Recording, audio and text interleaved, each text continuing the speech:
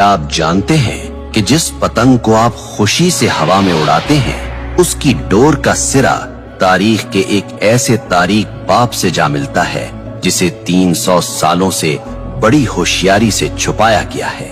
हम इसे बसंत कहते हैं, हम इसे सकाफत कहते हैं, लेकिन तारीख की पुरानी किताबें कुछ और ही कहानी सुना रही हैं। क्या ये वाकई बहार का जश्न है या फिर एक ऐसे शख्स का मातम जिसने तारीख में मजहबी नफरत की बुनियाद रखी थी? आज हम जज्बात की नहीं, सबूतों की बात करेंगे।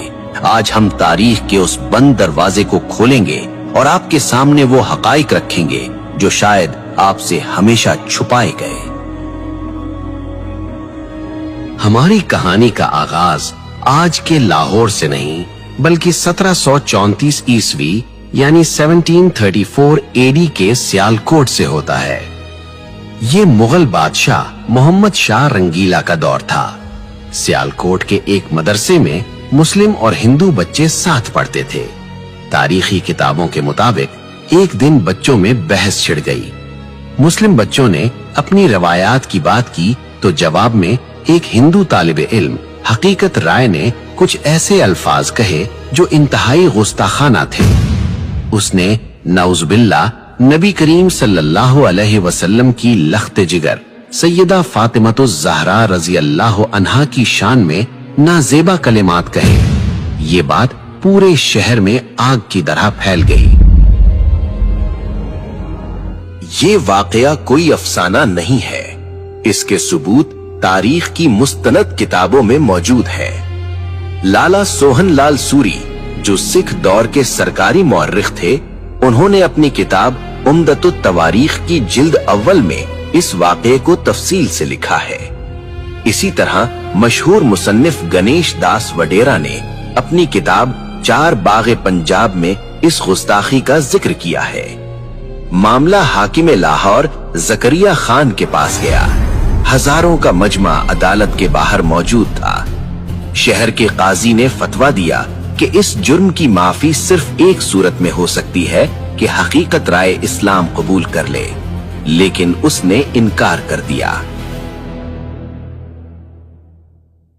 कानून के मुताबिक उसे सजाए मौत सुनाई गई और तारीख बताती है कि जिस दिन हकीकत राय को सजा दी गई वो बसंत पंचमी का दिन था।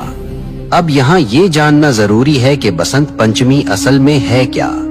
हिंदू तकवीम के मुताबिक ये बहार की आमद का पहला दिन होता है। बसंत का मतलब है बहार और पंचमी का मतलब है 5वां दिन। ये दिन इल्म और फन की देवी सरस्वती की पूजा से मंसूब है। इस दिन हर तरफ जर्द रंग नजर आता है। लोग जर्द कपड़े पहनते हैं और पीले पकवान बनाते हैं, क्योंकि जर्द रंग सरसों के खिलते हुए फूलों और जिंदगी की अलामत समझा जाता है। लेकिन सन 1741 की इस बसंत ने एक नया रुख इख्तियार कर लिया। जिस दिन पूरा शहर बहार के रंगों में रंगा था, हिंदू बिरादरी ने हकीकत राय की मौत की वजह से इस दिन को यौम सोग मना लिया। कहा जाता है कि उसकी याद में उन्होंने आसमान की बुलंदियों की तरफ पतंगे उड़ाना शुरू की ताकि उसकी रूह को खिराज तहसीन पेश किया जा सके और ये पैगाम दिया जाए कि एक मासूम की रूह आसमानों की वुसअतों में आजाद है। ये था वो बीज जो एक मजहबी जश्न के अंदर एक खास वाक़े की याद और नफरत की जमीन में बोया गया था। लेकिन हैरत की बात यह है कि वो दिन जो एक मौत के दुख में सोग के तौर पर शुरू हुआ था, वो वक्त की धूल में दबकर एक अजीमुशान जश्न में कैसे बदल गया। वक्त का पहिया घूमा और पंजाब में सिखों की हुकूमत कायम हो गई। ये महाराजा रंजीत सिंह का दौर था।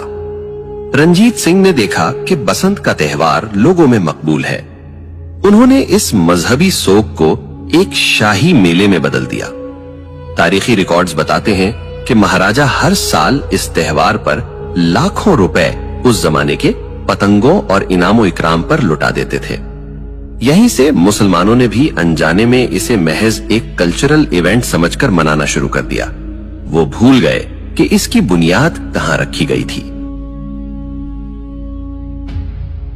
फिर 1849 में अंग्रेज ब्रिटिश राज आ गए। उन्होंने देखा कि ये मेला मकामी लोगों को मसरूफ रखता है तो उन्होंने इसे और हवा दी। अंग्रेजों के दौर में लाहौर के अंदर बाकायदा बसंत क्लब बन गए। छतों पर होने वाली पार्टियां और होटलों में होने वाले रक्स अब लाहौर की पहचान बन चुके थे। 1947 में पाकिस्तान बना, लेकिन अफसोस हम जमीन तो ले आए मगर कुछ रस्में सरहद के उस पार से अपने साथ ले आए। और फिर इस त्योहार ने अपना असली खूनी रंग दिखाना शुरू किया। आजकल एक दलील दी जाती है कि जी हम केमिकल डोर इस्तेमाल नहीं करते, हम तो सादा धागा इस्तेमाल करते हैं। ये एक बहुत बड़ी गलतफहमी है। साइंस कहती है कि जब धागे पर कांच और केमिकल लगकर हजारों फुट की बुलंदी पर तनता है और हवा का दबाव उस पर पड़ता है तो वो तनाव की वजह से एक आरी जितना तेज हो जाता है। जब वो मोटरसाइकिल पर जाते हुए किसी इंसान के गले से टकराता है तो वो केमिकल हो या ना हो, वो शहरक काट देता है। ये महज हादसा नहीं होता, ये कत्ल है। आइए जज्बाती बातों को छोड़कर आदादो शुमार स्टैटिस्टिक्स देखते हैं। पुलिस रिकॉर्ड और अस्पतालों के डेटा के मुताबिक सिर्फ 2006 से 2009 के 3 खूनी सालों में लाहौर, फैसलाबाद और गुजरांवाला में 119 अफराद इस खूनी खेल की नजर हुए। इनमें 40% से जायद वो मासूम बच्चे थे जो पतंग लूटते हुए छत से गिरे या सड़क पर गाड़ी के नीचे आ गए। भारत में सूरत हाल इससे भी बदतर है। जानवरों के हुकूक की तंजीम पीटा की रिपोर्ट के मुताबिक हर साल बसंत के मौसम में हजारों परिंदे आसमान में तनी हुई इन डोरों से कटकर मर जाते हैं। क्या किसी त्योहार की कीमत इतनी लाशें हो सकती हैं? सिर्फ इंसानी जाने नहीं, ये शौक मुल्क की मईशत को भी अरबों का नुकसान पहुंचाता है। वापडा की सरकारी रिपोर्ट्स के मुताबिक धाती डोर गिरने से ट्रांसफार्मर्स ट्रिप कर जाते हैं और तारें शॉर्ट सर्किट हो जाती हैं। माजी में एक रात में लाहौर जैसे शहर को कई घंटे अंधेरे में डूबा रहना पड़ा। करोड़ों रुपए की बिजली जाया होती है और ये बोझ आखिरकार आवाम की जेब पर ही पड़ता है। क्या हम चंद घंटों की तफरीह के लिए अपनी ही अमलाक को आग लगा रहे हैं? फिर बात सिर्फ पतंग की नहीं रहती। बसंत की रात, हवाई फायरिंग और बेहयाई का जो बाजार गर्म होता है, क्या वो हमारी सकाफत है? एक तरफ दुनिया भर के मुसलमान गजा और फलस्तीन के बच्चों के लिए रो रहे हैं और दूसरी तरफ हम अपनी ही गलियों में अपनी ही खुशी के लिए अपने ही लोगों का खून बहा रहे हैं। क्या ये बेहिसी की इंतहा नहीं है? सवाल ये है कि अगर बसंत नहीं तो फिर क्या?